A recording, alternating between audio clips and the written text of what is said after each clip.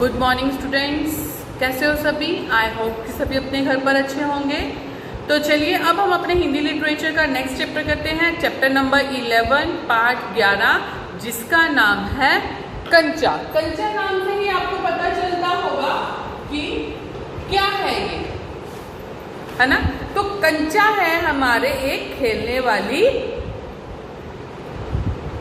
खेल। बचपन में आप किन किन चीजों के साथ खेलते हो?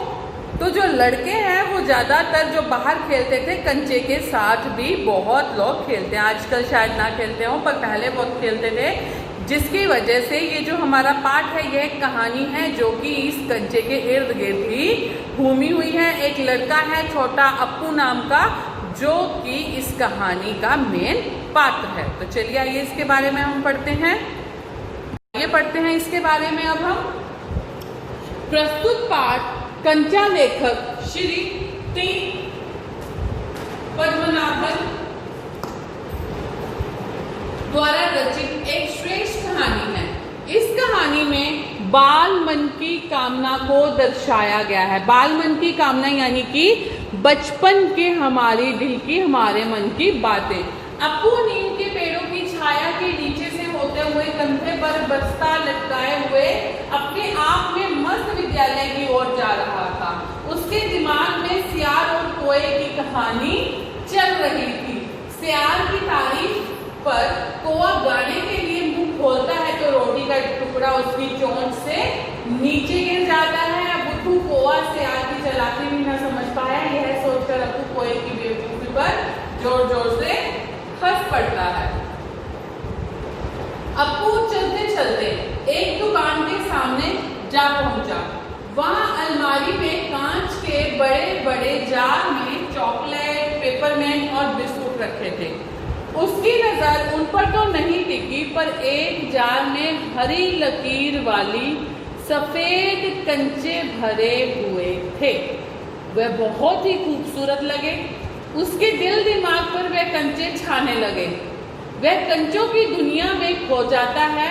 उसे लगता है जैसे जार आसमान से भी बड़ा हो गया है। जार यानी कि वो कंच का मर्तबान। वह उसके अंदर चला जाता है। वहां कोई दूसरा बच्चा ना था, फिर भी उसे मजा आ रहा था, क्योंकि छोटी बहन की मृत्यु के बाद उसे अकेले ही खेलने की आदत हो गई थी। यानी कि अभी किसके बारे में कहानी चल रही है? जो अप्पू नाम का लड़का है, देखो उसकी बहन कौन है। इसलिए वह आज नहीं आया। अप्पू का ध्यान कक्षा में नहीं था। उसने मास्टर जी के आने पर पुस्तक खोलकर सामने रखी। मास्टर जी रेलगाड़ी का पाठ पढ़ा रहे थे। उन्होंने बताया कि रेलगाड़ी को भाप की गाड़ी भी कहते हैं, क्योंकि इसका यंत्र भाप की शक्ति से ही चलता है। इसमें पानी डालने के स्थान को बॉयलर कहते हैं। अप्पू को अभी भी कांच के कंचे ही याद आ रहे थे। उन्हीं के बारे में सोच रहा था कि जार ठीक हो जाए तो वह उसके साथ खेलेगा। मास्टर जी उसके चेहरे से पहचान गए थे कि उसका ध्यान पढ़ाई में नहीं है। उन्होंने पूछा कि वे क्या पढ़ा रहे हैं। उसने कांपते हुए कहा, कंचा। कंचा क्या है? यानी कि वो कंचा क्या है? उसने जो दुकान में मर्तबान पर रखे कांच के छोटे छोटे से गोले देखे, यानी कि वो कंचा है जिसके बारे में वो सोच रहा। पढ़ाई में भी जिसका ध्यान नहीं था। उन्होंने पूछा कि वे क्या पढ़ा रहे हैं। उसने कांपते हुए कहा, कंचा। मास्टर जी ने उसे बेंच पर सब खड़ा कर दिया। उसकी हंसी उड़ाने लगे सभी। अप्पू का ध्यान अभी भी कंचों में था। मास्टर जी ने पाठ समाप्त किया। कई छात्रों ने पाठ से संबंधित प्रश्न पूछे, पर अप्पू तो सोच रहा था कि कंचे कैसे खरीदे जाएं। क्या जॉर्ज को साथ ले जाने पर दुकानदार कंचे देगा? कितने पैसे लगेंगे? मास्टर जी ने देखा कि अप्पू फिर खोया हुआ है। उन्होंने पूछा, क्या सोच रहे हो? अप्पू ने कहा, पैसे। मास्टर जी ने पूछा कि पैसे किसके लिए चाहिए? क्या रेलगाड़ी खरीदोगे क्या? वह बोला, रेलगाड़ी नहीं, कंचा। चपरासी ने कक्षा में आने के कारण मास्टर जी ने अपनी बात का जवाब नहीं दिया। फिर मास्टर जी ने कहा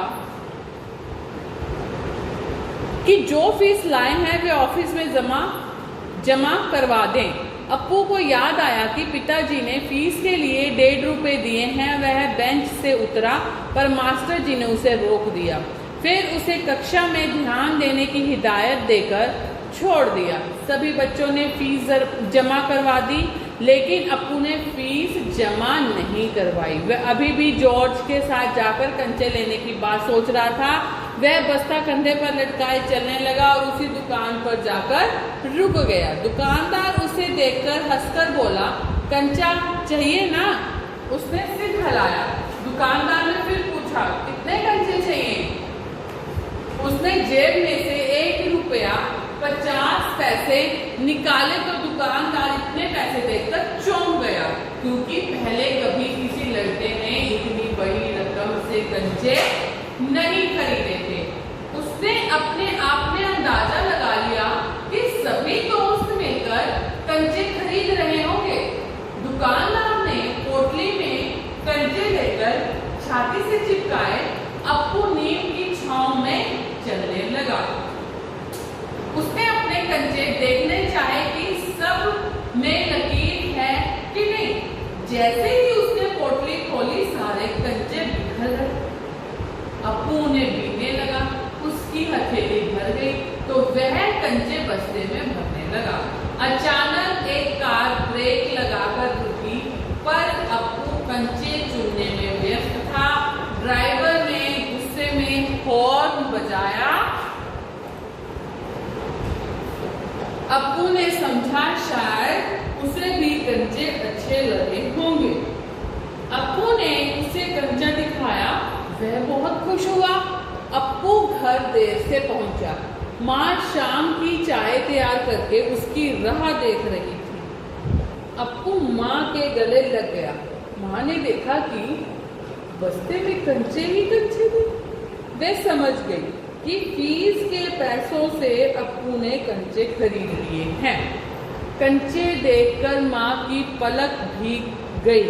माँ सोचने लगी कि वह किसके साथ खेलेगा।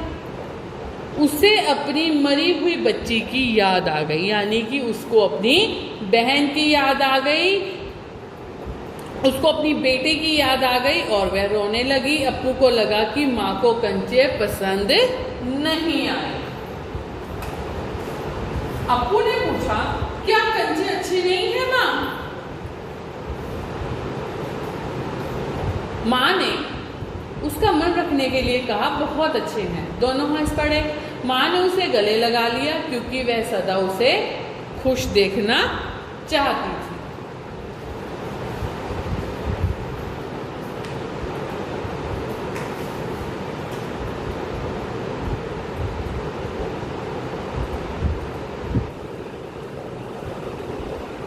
तो ये था हमारा चैप्टर नंबर 12, कंचा।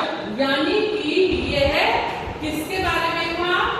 कांच के उस छोटे छोटे गोलों के बारे में था, जो कि हम बचपन में खेलते हैं कंचा मार के। तो उसको पढ़ाई में भी मन नहीं लगा, कहीं भी मन नहीं लगा। उसे क्या अच्छा लगा?